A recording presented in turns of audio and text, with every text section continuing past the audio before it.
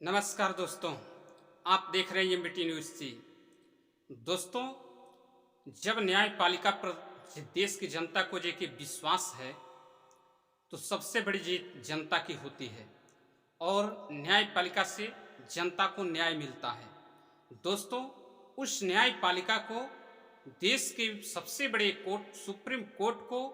बार बार चुनौती दे रहा था चुनाव आयोग। अब चुनाव आयोग ने जे कि चुनावी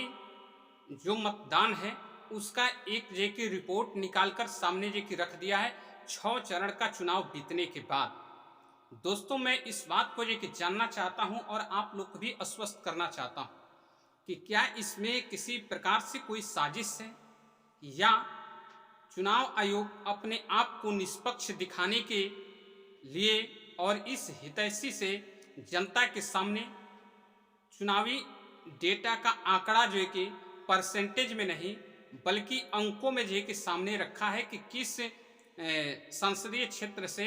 कितना जो है कि वोट पड़ा, कितना महिला कितना पुरुष ने वोट दिया है। अब इसके पीछे सोचना और समझना इस बात का है कि क्या न्यायपालिका को धोखा दिया जा रहा है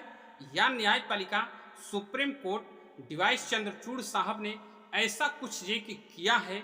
जिसके वजह से चुनाव आयोग डर चुका है। और चुनाव आयोग डरने के साथ साथ उन व्यक्तियों को खौफ समा गया है दिल में जो व्यक्ति 400 पार की बात करते थे और उन्हें 150 से 200 सीट के अंदर सिमटते नजर जे कि आया।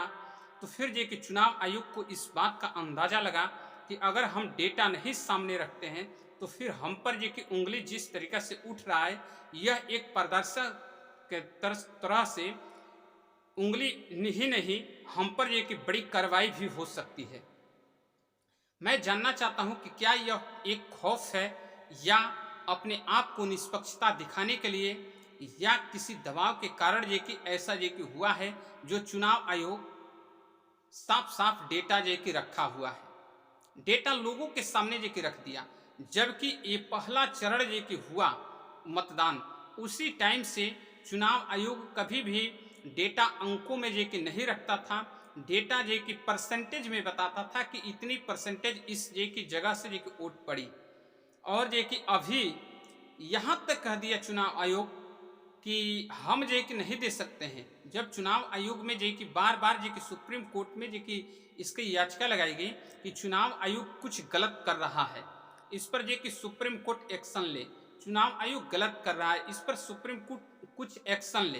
तो इस बात से ये कि सुप्रीम कोर्ट जब इस बात को सामने रखा तो चुनाव आयोग ने साफ साफ कह दिया था कि हम जे कि किसी भी हालात में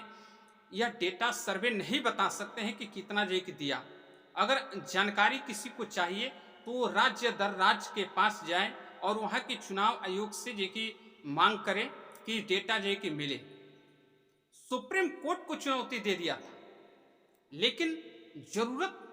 पड़ी या किसी प्रकार का दबाव है या सुप्रीम कोर्ट जो देश की जनता का न्यायपालिका है उस न्यायपालिका से चुनाव आयोग को डर लग चुका है, या फिर ये कि समझने वाली विषय है कि फिर ये कि जैसे जो 400 पार की बात किया करते थे उनको यह समझ में आ चुकी है कि हम लोग अब 200 सीट के अंदर सिमट रहे हैं, तो सभी चीज को निष्पक्ष दिखाने की जरूरत है। क्योंकि ईडी सीबीआई इस टाइम जो कि बिल्कुल शांत है और साथ ही साथ चुनाव आयोग भी डेटा निकालकर लोगों के सामने रख रहा है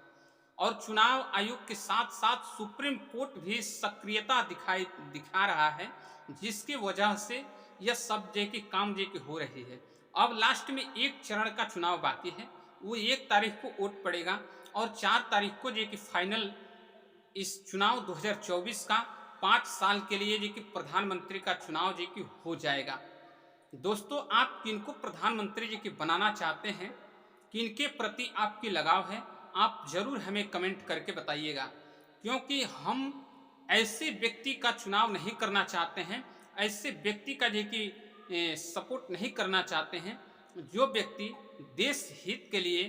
दिखावा का काम करता हो और जुमले पर जुमला जे कि फेंकता हो और उसके बाद जे कि लोगों को उस तरीका से गड्ढा में ढकेलने का प्रयास करता है जैसे कि 75 साल होने के बाद वो कार्यरत रहे और 24 साल के युवाओं को किसी भी तरीका से बेरोजगार करने का पूरा साजिश करता हो। जैसे कि अग्निवीर लेके आया किसी दल ने, किसी पार्टी ने, तो 5 साल के अंदर जे कि 4 साल तक जे कि वह नौकरी में रहेगा, उसके बाद से रिटायर कर दिया जाएगा। लेकिन खुद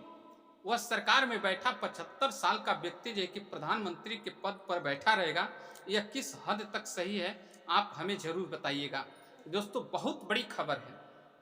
कि चुनाव आयोग ने डेटा निकाल करके सामने रखा है। इसमें जनता को बहुत बड़ी जीत मिली है, बहुत बड़ी जे कि वो महारत हासिल हुआ है। लेकिन मैं इससे जे कि संतुष्ट अभी नहीं हूँ, क्योंकि इसमें जे कि कुछ खोट दिखाई दे रहा है। खोट क्या है कि लगता है कि या तो जे कि दबाव में या फिर किसी कारणवश जे कि ऐसा जे कि हुआ है कि अंतिम टाइम में जे कि डेटा निकाल कर देना, वो भी परसेंटेज जे कि जो परसेंटेज का डेटा मिला है उसमें जे कि शाम 7 बज के कुछ मिनट तक पीएम दिखा रहा है कि उस टाइम तक जे कि 59% जे कि 69% जे कि वोट पड़ी है, 59%। और जे कि वही जे कि 11 बजे रात में जे कि वह डेटा बढ़ के 61 से 62% तक चला जाता है। तो किस तरीका से जे कि इस पर जे कि काम हुआ है और क्यों ये परसेंटेज बढ़ाया गया है और किसके पक्ष में बढ़ाया गया है, यह तो 4 जून को ही मालूम चलेगा। अभी ईवीएम जे कि जगह जगह पकड़ी जा रही है, इसके बारे में किसी भी प्रकार से सुप्रीम कोर्ट में भी एक्शन नहीं है और चुनाव आयोग तो बिल्कुल खामोश है। इस पर आपका क्या राय है? आप अपना राय हमें जरूर बताइएगा। धन्यवाद।